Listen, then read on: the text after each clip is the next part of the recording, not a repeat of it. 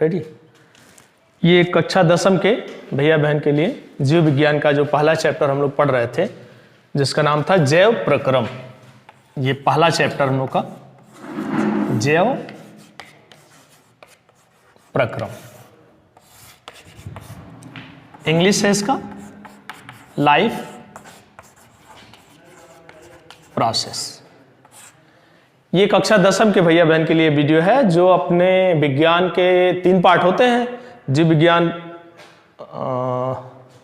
ये फिजिक्स यानी भौतिकी और रसायन, 3 पार्ट होते हैं। तो जीव विज्ञान के पहला चैप्टर जैव प्रक्रम हमको पढ़ना है।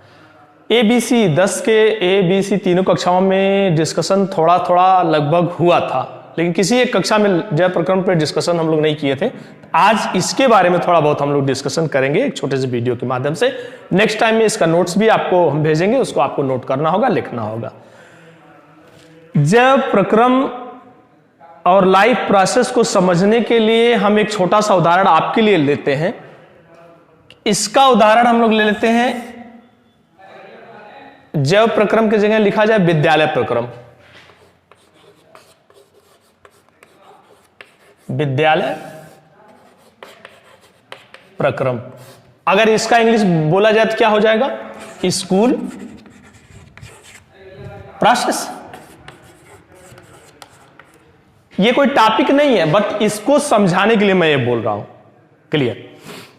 अब विद्यालय प्रक्रम स्कूल प्रोसेस क्या है?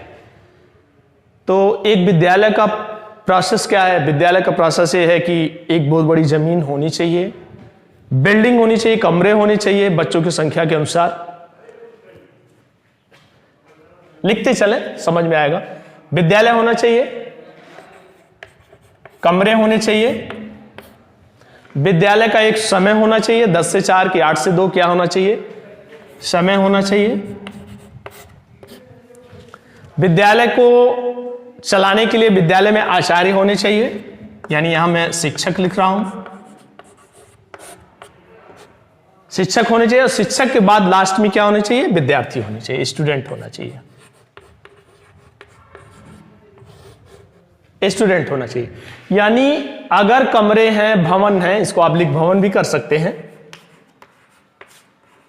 भवन है, उसका एक निश्चित समय है, तो समय के आगे बना लीजिए समय सारणी होना चाहिए।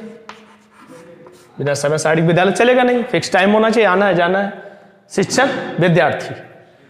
बाकी सब अन्य चीजें हैं, समय प्रार्थना, समय पे घंटी, विषय अनुसार चेंज करते रहना, ये अलग चीज है।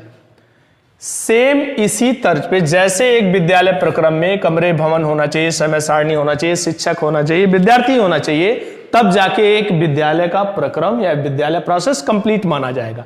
सेम इसी तरह जैव प्रक्रम भी है। अब जैव प्रक्रम में जैव का मतलब क्या होता है? लाइफ। जैव का मतलब सीधे जीव, जीव इंग्लिश बोलेंगे ऑर्गेनिजम्स कहते हैं, कह सकते हैं ऑर्गेनिज्म, जीव। जीव का एक जीव का प्रोसेस क्या है? सजीव भी बोल सकते हैं, सजीव भी बोल सकते हैं। एक जीव का प्रोसेस क्या है, एक सजीव का प्रोसेस क्या है, उसका प्रोसेस मतलब प्रक्रम क्या है? तो जीव का प्रक्रम क्या है? जीव है, हम ही हैं, हम सब जीव हैं, हम सब सजीव हैं। तो हम लोग का एक प्रोसेस क्या है, प्रक्रम क्या है? अगर हम जीव हैं तो ये कैसे पता चलता है कि हम सजीव हैं? ये डिपेंड करता है ना कि आप सपोज दैट आपको ये चुनाव करना है कि हम इस वक्त अगर जीव हैं, सजीव हैं, तो कैसे, हाउ, कैसे आप डिफाइन करोगे कि मैं सजीव हूं? तो आप मेरे को देखोगे कि हम चल रहे हैं कि नहीं, मूव कर रहे हैं कि नहीं। या लास्ट स्टेज में ही देखिए, जब व्यक्ति कभी भी बड़ासन स्टेज में होता है तो लोग देखते हैं भाई इनको देखिए सांसें चल रही कि नहीं चल रही हैं। तो आप मेरे को सजीव मानने के लिए आप क्या करोगे? आप मेरा पहले श्वसन कार्य देखोगे कि मैं श्वसन कर रहा हूं नहीं, मेरी सांसें चल रही नहीं, ठीक है, आंखें बंद हैं, हाथ नहीं चल रही है, जुबान बंद है, में भी माना जा सकता है नहीं हम सजीव नहीं मानेंगे। लेकिन लास्ट स्टेज में आप ये देखोगे चलो हाथ पांव कुछ भी नहीं चल रहा है, सोए हुए हैं आचार्य जी, कोई दिक्कत नहीं, बट इनका धड़कन देखो चल रही है कि नहीं चल रही है। अगर धड़कन चली इट मींस ये श्वसन कार्य कर रहे हैं कि नहीं कर रहे हैं। अगर कर रहे हैं तो ये जीव है, आचार्य जी जिंदा है, अभी सजीव है। तो किसी भी जीव को जानने के लिए जरूरी है कि वह श्वसन कार्य कर रहा है कि नहीं कर रहा है, ये हम देखते हैं।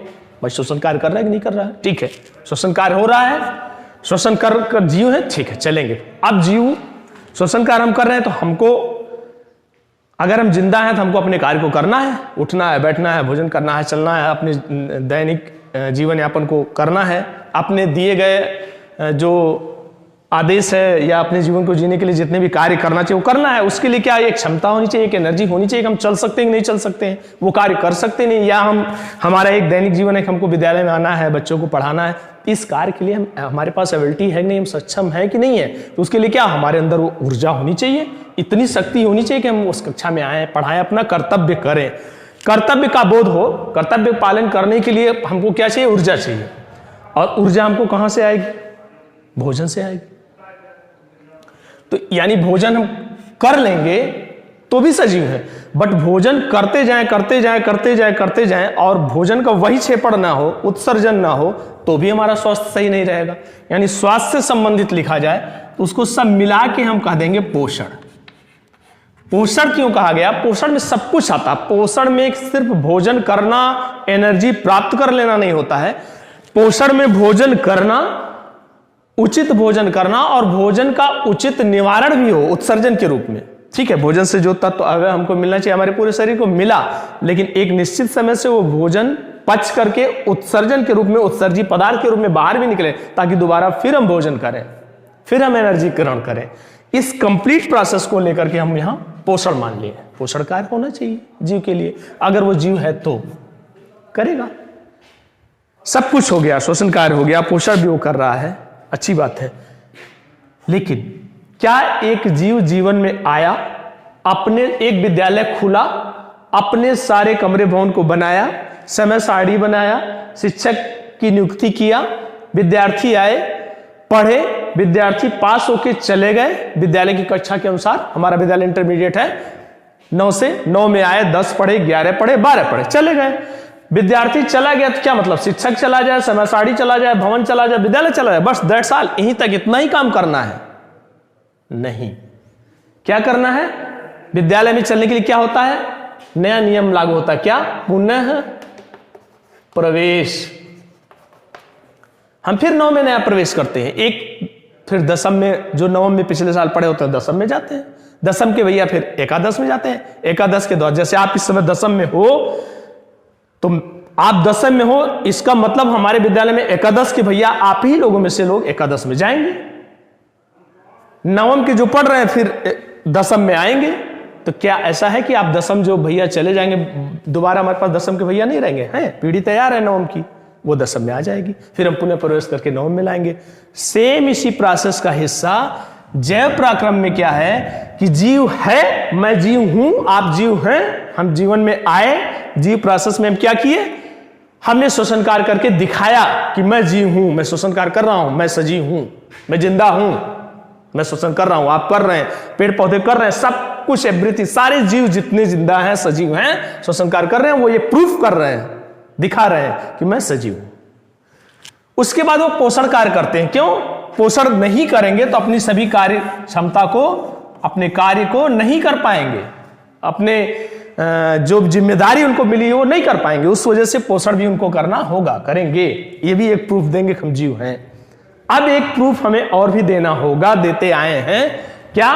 यही चीज, जैसे यहां पुनः प्रवेश है यानी रिफॉर्मेशन, ऐसे यहां क्या है, रिप्रोडक्शन है। यहां रिप्रोडक्शन को हिंदी में क्या बोलेंगे? जन्म। ये भी हम जीव हैं, तो अगर हमारे अंदर ये भी कैपेबिलिटी होनी चाहिए, ये भी हमारा एक लक्षण है, ये भी हमारे एक प्रक्रम या प्रोसेस का हिस्सा है। क्यों? जनन से क्या होता? जनन से क्या होता है कि हमारी जो संतति है वो पीढ़ी दर पीढ़ी बरकरार रहती है। आज के कई हजार वर्ष पहले, कई वर्षों पहले सजीव थे, बीच में थे, फिर थे, आज हैं, रहेंगे रहेंगे रहेंगे रहेंगे रहेंगे। यह भी एक जैव प्रक्रम का हिस्सा है, जिससे क्या है, ये पीढ़ी दर पीढ़ी बने रहते हैं। सभी जीव पीढ़ी दर पीढ़ी बरकरार रखते हैं। अब ये सभी सबको अगर मिला लेंगे तो इसको, सभी जीवों के इसको मिला लिया जाए तो इसको कहा जाता है एक तरह से अनुरक्षण। रक्षण यानी मेंटेनेंस, मेंटेनेंस अनुरक्षण का कार्य। हम अपने मेंटेनेंस करने के लिए, मेंटेनेंस कहते हैं ना, बहुत मेंटेन, अपने आप को मेंटेन रहते हैं। मेंटेन रहने का मतलब क्या है? उनका शरीर सही है, अपना स्वास्थ्य सही रखते हैं, अपने ड्रेसअप सही रखते हैं, सही समय पे उठना, सही समय पे कार्य करना, सही समय पे सोना, सही समय पे दूसरे के लिए समय देना, सही समय पे अपनी जिम्मेदारियों का वहन करना। पुत्र हैं तो पिता के आदेश का पालन करना, पिता हैं तो पुत्र के अपेक्षाओं पे खरा उतरना। ये सारी चीजें अगर हम कर रहे हैं तो एक तरह से ये अनुरक्षण या मेंटेनेंस कार्य में आएगा। जैसे बाइक चलाते हैं, सबके पास होगा नो डाउट। बाइक में आप देखते हैं क्या करते हैं, इसके मेंटेनेंस पे खर्च आता है। 1 महीना 2 महीना आप बाइक चलाते हैं, पता चलता है आपको सर्विसिंग करना है, मेंटेनेंस पे खर्च करना है। सर्विसिंग करने में मेंटेनेंस क्या, कोई बटन थोड़ी दबा देते हैं, नहीं।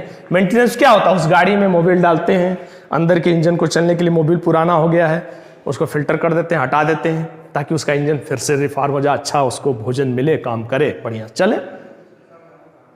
सारे पार्ट पुर्जे जो बार बार आप यूज करते हैं, जहां से बहुत सारे क्लच, वायर, गियर सब होते हैं, वहां थोड़े से ऑयल या मोबिल डाल देते हैं ताकि घिसे ना, थोड़ा सा उसमें फिसलन बरकरार रहे, वगैरह वगैरह। सेम उसी चीज से हमारे पूरे शरीर को ये श्वसन, पोषण, जनन, अगर ये सब सभी कर रहे हैं तो ये सब मेंटेनेंस या अनुरक्षण कार्य हो रहा है।